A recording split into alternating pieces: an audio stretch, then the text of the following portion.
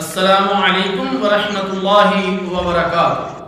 الحمدللہ وکفا والصلاة والسلام علی عبادہ الذین اصطفى اما بعد اللہم صلی علی محمد وعلی آل محمد۔ محترم سامعین کرام، آج ہم رمضان مبارک کے دروس کے سلسلہ میں روزے کی فضیلت قرآن و سنت میں جو بیان کی گئی ہے اس کو انشاءاللہ تعالی بیان کریں گے۔ اللہ تعالیٰ جل شانہ سے دعا ہے کہ اللہ تعالیٰ ہمیں سمجھنے کی، عمل کرنے کی توفیق عطا فرمائے۔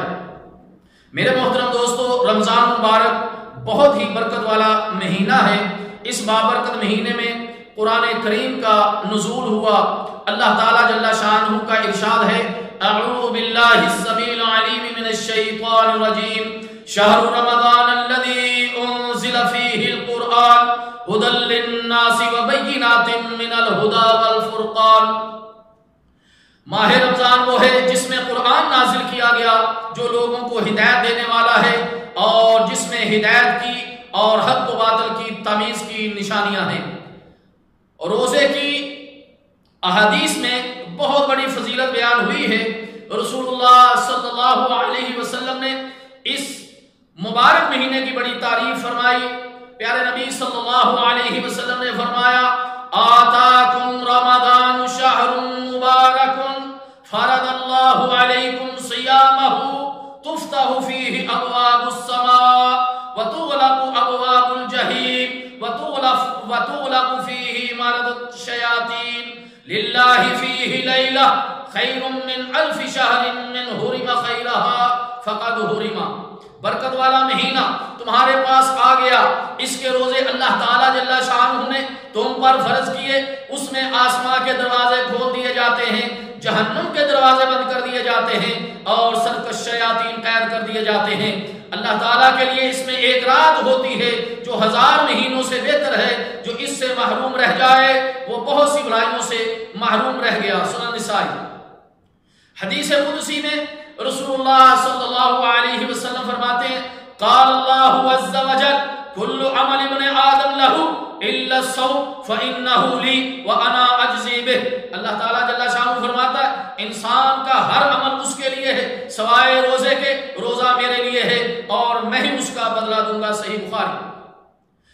فرمایا وہ کھانے پینے اور دیگر نفسانی خواہشات کو میری خاطر چھوڑتا ہے، یہ روزہ قیامت کے دن جہنم سے بچانے کے لیے ڈھال بن جائے گا۔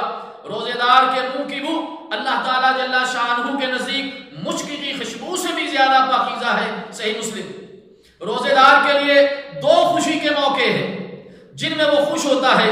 پہلا، جب وہ روزہ افطار کرتا ہے تو اپنے روزہ کھولنے سے خوش ہوتا ہے، اور دوسرا جب اپنے رب سے ملے گا تو اس کی جزا دیکھ کر اپنے روزے سے خوش ہوگا۔ صحیح مسلم۔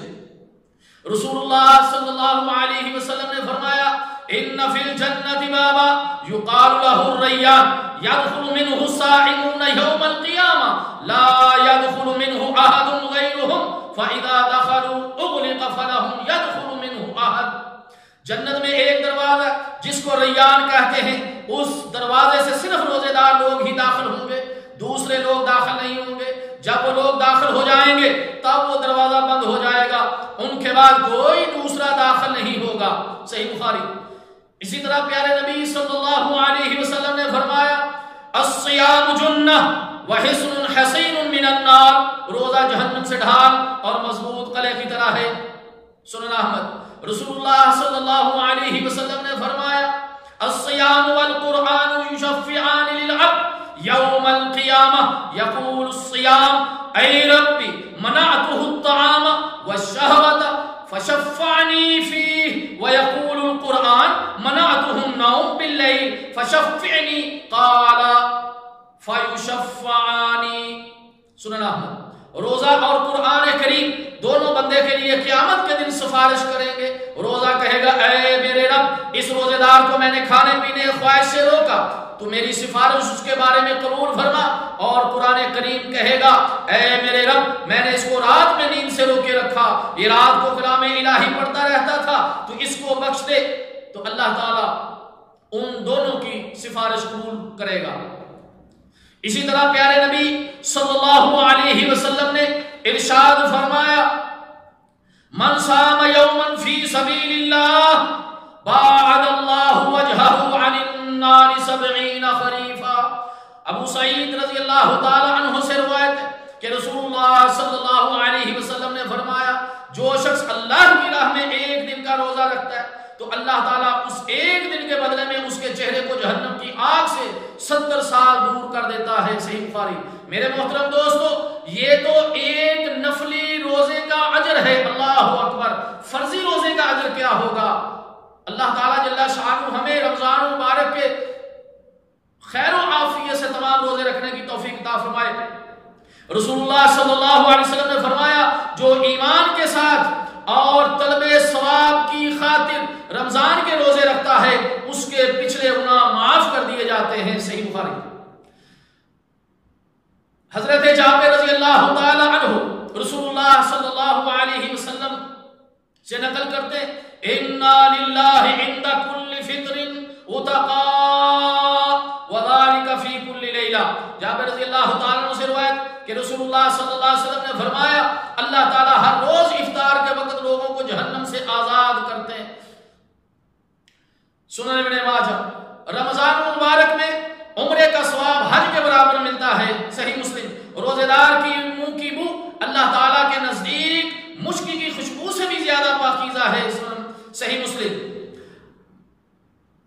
اسی طرح حضرت عمر بن جوہینی رضی اللہ تعالیٰ عنہ سے روایت کہ ایک آدمی نبی مکرم صلی اللہ علیہ وسلم کی خدمت میں حاضر ہوا اور عرض کیا یا رسول اللہ صلی اللہ علیہ وسلم اگر میں گواہی دوں کہ اللہ کے سوا کوئی الہ نہیں، آپ اللہ کے رسول ہیں، 5 نمازیں پڑھوں، زکوٰۃ ادا کروں، رمضان کے روزے اور قیام کروں تو میرا شمار کن لوگوں میں ہوگا؟ تو پیارے نبی صلی اللہ علیہ وسلم نے فرمایا صدیقین اور شہداء میں سے۔